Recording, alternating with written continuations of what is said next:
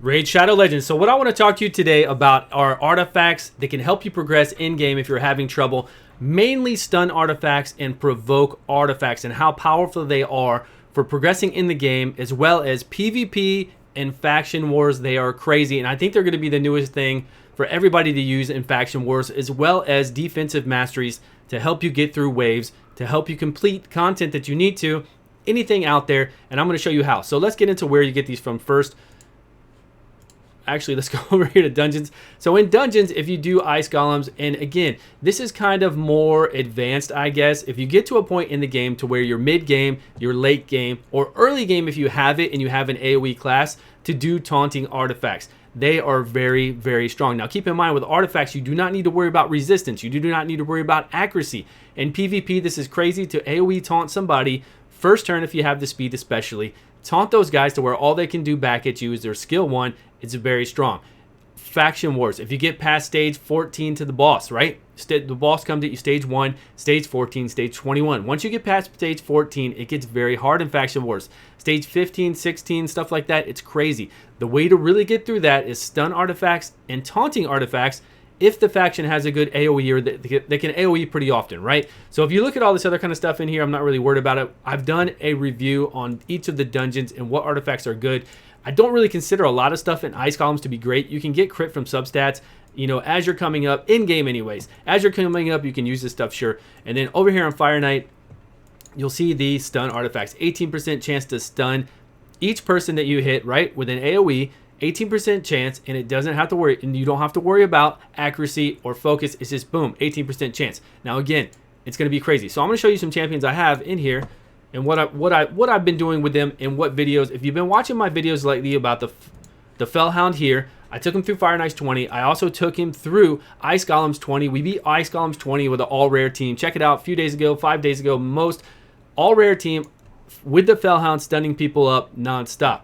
Same thing with Seducer. He has the 30% to provoke on his AoE, 3-turn AoE, on his other attacks as well, but mainly on the 3-turn AoE. That way, we do an AoE, we taunt a whole bunch of people, we make it through waves so much easier than anything else. Now, you might think, oh, well, maybe I don't want to do that. That's fine if you don't want to do that, but I'm telling you, this is the way you can do it. This is the way you're going to do it for faction wars. This is the way people are going to start doing it for in-game faction wars. I can tell you right now, this is what they're going to do. Unless you're just a super whale or you're super lucky, and you need to be a whale if you're farming every night. If you see somebody's blue stacks on 24/7 farming, then that's what they're doing. They're farming artifacts. They're not at their desk, and they're getting crazy artifacts, and they have legendaries. Okay, even for them, it's going to be hard for faction wars late game.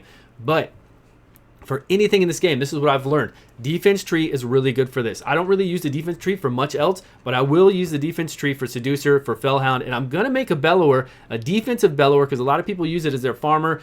But I'm going to make a defensive Bellower that's going to have the same kind of defensive tree that Fellhound has, and he is going to do debuffs, and he is going to do stuns like crazy. It's going to be wild. So anyways, I'm getting extra defense just to keep this person alive. You know, we get heals if anybody else heals. We get reduced damage. We take the hit. So whenever an enemy hits your person for the first time, you take 20% of that damage. This is huge. Now, you don't want this on somebody who's going to be the primary target, right? You don't want this on a glass cannon AoE person. You want these stun artifacts. You want these provoke artifacts on somebody that's probably not a glass cannon. If it's a glass cannon, DPS, and you're doing the stun artifacts, then it could probably work. So you have a 5% chance additional to stun or to provoke. Provoke is 30%, it goes to 35%. This doesn't seem like a lot, but it is. It's huge. 35% chance is very big. Stun is 18% chance. It goes then to a 23% chance, which is really great. So this is for Seducer, since he does other things in the game. I wanted to extend the duration of his buffs. And then, you know, of course, I want to lower their turn meter whenever I get a chance to, and do things to increase my accuracy. So that is Seducer. And then over here is Fellhound. So again, check out that video on Fellhound. Check out the videos for Dragons 20 with all rares, Ice Golems 20 with all rares. Go over there and look at my artifact guides for each of the different dungeons and see what artifacts are good. I probably need to do an updated guide on this as well. So here's Fellhound. So Fellhound is doing pretty much the same stuff, doing a few extra things to get debuffs off of him, taking the hits for other people because I have him defense based, and then stunning on a skill 1 at a 23% chance, which is just you can't beat it. Also, I'm giving him an extra percentage to do his slow speed on a skill 1, which is great as well. So I'm kind of do the same exact thing for Bellower at 60. He's only 50 right now. And then I'm going to bring Bellower into everything. Spiders 20, Ice Golems 20, Fire Knight 20. I'll bring him along with everybody else. And you're going to see, and for sure, Faction Wars for Ogryn Tribe, where he's just going to AoE stun everybody, do the decreased defense, do the decreased attack. It's going to be crazy. It's going to be really crazy. So he's just a really good champion. Most people use him as their farmer. If you can get away with other farmers, I've done, my shield guard does such fast farms with 6 seconds, 7 seconds, 8 seconds. My Kale used to do 9 seconds, 10 seconds. As long as you can have good speed and good AoE with somebody who has a 3-turn cooldown, as opposed to somebody who's just going to wipe them out, then you're good to go with a farmer. And you can take Bellower then, instead of your farmer, and take them and use them like I'm going to do. It'll be much easier to see when I do it myself, and you're going to be like, wow, that's really awesome. And then you'll probably want to try it. So right now, if you want to go over here to my site, type in artifacts, you're going to see these artifact guides right here. Artifact substats, Fire Knight, Dragons. I'll probably update these. These are a month old, and I was kind of newer to YouTube back then. And then if you go over here to the stuff I've done lately, here is, you can just hit uploads if you want to, or you can go down there and do Raid Shadow Legends uploads. Here is the all rare run. Watch that one. You will see him do the stuns a lot. So let's get into it. So I showed you where to get them from. I talked about how they work, and I showed you the defensive masteries you'll want to use for them and why it increases it. Now it seems very simple, and I just put these guys in here. Now I'm leveling up. As you can see, I'm leveling a Cult Brawler. He's at 50. I've got him at 6 star already. He's making his way to 60. I've got him geared, and I'm working on his masteries. I had to cut this off mastery-wise. I was farming masteries to do this video today. My family's off today, so I'm spending most of my time with my family. I just want to get this video out to have a video, and then tomorrow I'll work out putting more things with Fellhound, with Bellower, with, of course, a review on our boy Occult Brawler to see if he truly is the reigning champion for the most damage you can do on the clan boss in the epic category. We'll see. We'll see what we can do. We'll see how much damage we can pump out for him and see how he really is. So right now we're going to go in here and just see how many stuns and provokes we can get to see what I'm talking about. That way, if you haven't watched my other videos, which I'm sure you've had, I've had Seducer like this forever, doing provokes. Boom, we got how many? 1, 2, 3 provokes. So we were at a 35% chance. We did an AoE. The Apothecary will not heal, he will not speed boost. This guy will not stun anybody. This guy will not stun anybody. It would have been nice to get it on Terrell so he doesn't AoE defense break everybody, but that's fine. Now we have an AoE stun. Let's see if we can get any stuns. 2 stuns. We had a 23% chance on each of them. Remember, accuracy, focus doesn't matter. We just get that flat chance. Boom, and there it is. Right now, we have got stun. We already had those provoked, so a little bit of bad luck there, but that's fine. Also, we have decreased turn meter from the support tree, so we'll just go in here and decrease the turn meter. Should have done it on Terrell again, but that's fine. So there it is. I mean, it's as simple as that. And believe me, if you are having problems progressing, look at my videos on champions to use to help you progress, like Nazana and those other ones that are just phenomenal to help you. Rear guard sergeant, anybody who does shared damage, Seducer. When I ran him with who did I run him with? What's her name? His girl that you can run with, where he does shared damage too. You don't have to. Seducer is phenomenal without it, and you can progress. So don't worry. I know you don't want to. A lot of people have this idea of like, oh, I don't want to make Fellhound to do Fire Knight's 20, even though his reflect is up 100% of the time. We'll take the shield from 10 shields to 5, and you can really make different teams with it, and it's easy for you to progress. But you're stuck on 20, you're stuck on 18, 17, and you're like, oh man, I don't want to level up a Fellhound for that. Well, that's on you. But I'm telling you right now, if you do it, you can make it through this content no problem. And you don't have to worry about having those legendaries or those other crazy, epics or whatever you're working with if you can get these rares. Now, I realize a lot of these rares I show you lately, they're the provokes again. 3 provokes. That's beautiful. Now we're going to do AoE again and see what we get. 2 stuns. Only person that's going to be able to cast is Apothecary, which is going to do a speed boost. But you get the idea. Now I hope it dragons my Occult Brawler doesn't die because he's the weak affinity, and he's not all the way 60 yet, and he doesn't have any masteries on yet. I didn't allocate any masteries, but you can see what I'm talking about. Now if you do this in Faction Wars, which I'm telling you, this is going to be the new thing in Faction Wars. Faction Wars, when they get up for in-game people, when they get up to stage 15, 16 and stuff, they're going to start doing these builds because we're not really worried about so much about Even for dragons right here, I'm not worried about these guys not having War Master, right? I don't need that additional War Master. What I need is a poisoner when I get to the dragon. Usually I bring in Kale if I'm not bringing in my legendary people like Bad L. If I'm showing you an all rare team, I'll bring in Kale. I'll bring in somebody who can do poisons to the dragon and kill him, so I don't need these guys every once in a while doing War Master damage. If I need somebody doing War Master damage, I'll do it all for Clan Boss. I'll do it for other things in the game. That's fine. Spiders, especially, it helps out a lot in spiders, especially if it's somebody that's counterattacking a lot and doing a lot of damage to the spiders. That's a different story. We're trying to progress through waves in Faction Wars and progress through waves here to make it so you guys can progress and start getting better gear. That's it. That's all it is. It's that easy. Believe me, I've talked to people on streams. They've even said it themselves. Hey, I've used Provoke. I've used Stun so much that helped me when I get up to a stage I couldn't do. I put it on champions like this that have a good AoE, and they were able to progress and win the game. So that's all you need to do. Check back through my videos if you want to about the champions you would use to progress in game. A lot of them have AoEs like this that you can put these kind of artifacts on. You can always use it on Seducer. You can always use it on Fellhound. You can always use it on Bellower if you have them. Unfortunately, those three are void champions. So what we're going to need to do is find good champions that have good survivability that do AoE. Saurus or whatever his name is, that one that does AoE that people like to, you know, say whatever about for farming. I don't like him because he's got like 12k HP. He's not my type of AoE person. If you want to take Zephyr Sniper in here and do AoE and her little baby heal that she has, then that's fine. That seems more reasonable because she's defense-based champion based off of defense. Her stats at 60 aren't too bad, so you could use somebody like that to put the same masteries that I have on these people, defensive masteries, stun artifacts, or provoke artifacts, and make it through. So she's not a void. So I guess the next video we need to do is find out who the best champions that are not void and that are uncommon and rare that do good AoE all the time. But really the best one out there is got to be Bellower, to be honest with you.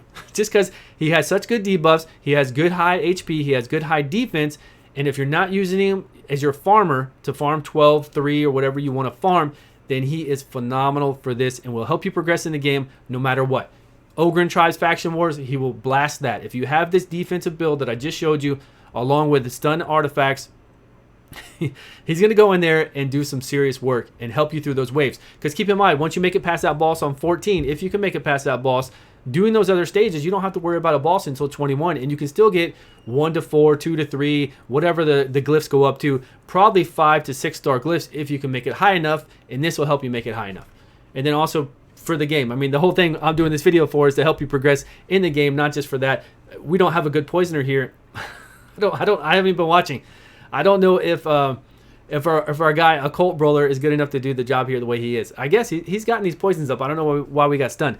So that's really it. If you want to progress your mid game, your end game, your early game, and have these artifacts, don't gun for these artifacts if you're early game. Early game, you still want a 6-star, you still want a Minotaur, you still want to go for dragons, because dragons is the best dungeon to run no matter what. Lifesteal, accuracy set, and speed set will help you everywhere. But then once you've got those in dragons, you want to branch out a little bit and you need a little bit more help. Go into a set like this if you can. A lot of people in game are probably going to look at this and go like, I can't do this. I'm stuck on 18. You know, I consider that pretty much, you know, in game-ish. If you're stuck on 18 of everything, you're almost there. All you need to do is make it to 20 and be able to do it on auto. So if you're almost there, you're still getting good artifacts. You're almost at end game. All you got to do is make one of these champions to control those waves, because that's what most people who message me every day, it's always about, I'm dying on the waves. I'm dying on the waves. I can't make it through because your guys are glass cannons. They're slow and they're glass cannons. You don't have any cover and you don't have somebody in there controlling the waves like these guys do. So that's really all I've got. If you have any questions, please let me know. Again, I'm spending the day with my family, so I just wanted to get out a quick video to tell you about these artifacts, how I run them. If you want to run them in PvP as well, they are insane in PvP, especially if you have the speed. Then you don't have to worry about resistance and accuracy checks. You can provoke people, you can stun people. It's a lot of fun. It's a lot of fun. So, you know, if you have, and I haven't seen this, I've seen a lot of people who have, what's her name, Skull Crown, and she does the provoke back, right? Where she drops down damage, she has the defensive tree where she'll attack you back. Wouldn't it be crazy if somebody had stun runes enough that she had really good high critical damage and crit and still could do like, you can get over 200 critical damage easily with any set. It'd be cool if she counterattacked back and hit everybody and then stunned a few people. I haven't seen that yet in PvP. I just think that'd be really fun to do. I think it'd be really fun to see. So that's all I've got, guys. Please let me know your comments below. Let me know if this is going to help you at all. Try to do whatever you can with this. Get the 5% additional for provoke and for stun. It's a lot of fun, and it's very easy as long as you can get these artifacts, and you don't have to be crazy. Oh yeah, I wanted to show you my artifacts really quick just so you guys could have an idea of what I'm rocking on each of these guys, so you don't think that I'm really blowing it out of the water. I've got some, look, 5 speed, 11 speed. That's it. I'm just going for speed, 50% HP, 50% defense, and speed. That's it. I'm going for a balanced set, just like you would do probably if you're doing clan boss coming up. You would go for HP, you would go for defense, you would go for speed, because going against the clan boss and against bosses, you don't want to be a glass cannon and die. That's just not how it works. And then the rest of this, I mean, there's nothing amazing I'm showing you right here. I'm not showing you a fully decked out 6-star with crazy substats. Not at all. Look at that. Just good accuracy. That's it. So I've got decent accuracy, and oh yeah, I was covering all that up. I'm sorry. So I've got what, 37. This speed is 181. We're not worried about doing damage. We're not worried about crit damage. We're just worried about taking control. So we need our accuracy up, not for the artifacts, but only because he has a slow speed on a skill 1 that I want to take advantage of. I want to slow people down while I'm stunning them, while I'm provoking them, just because it's fun to do. Why not? He's got it. And then over here, same thing. I've showed these artifacts before on his guides. I'll just go ahead and show you really quick again. These artifacts are probably better than the last ones we saw, but they can work. I've had way worse artifacts on him than anybody else. And then recently when I did my guides through the level 20 with all rares, somebody was like, oh, but you have insane artifacts on these guys. No, this is the kale I used on this is the kale I used on both those videos that you just saw recently. That's it. This is the kale. You got decent speed substats on them and a little bit of accuracy, and that's all we're going for. All we're going for is getting his HP up, getting his defense up, speed decent. We're not worried about crit damage. We're worried about accuracy because we want him to do those, apply those dots, and that's how we're going to win. We're going to beat the boss with dots. You'll see me beat them all rare run ice columns 20, beat him with dots. All rare dragons 20, beat him with dots, with poisons, because that's just the way to do it. It's so easy. So no, I don't have crazy gear, and I do not have crazy Great Hall as well. I've been keeping my Great Hall to accuracies, and that's basically what I'm going to do. I'm probably, for the most part of the game, never going to upgrade any of my HP, attack, or defense. I'm going to keep my resistance up, keep my accuracy up, but I'll just stop so I can make guides that really, you know, go toward people who are trying to come up, and it's not going to show or reflect a crazy Great Hall or anything else. Anyways, thanks so much, guys. I'm kind of ranting on now. Let's cut this video. I will see you all in the next video. Please leave your comments below, and we'll see what's next. I'll talk to you soon.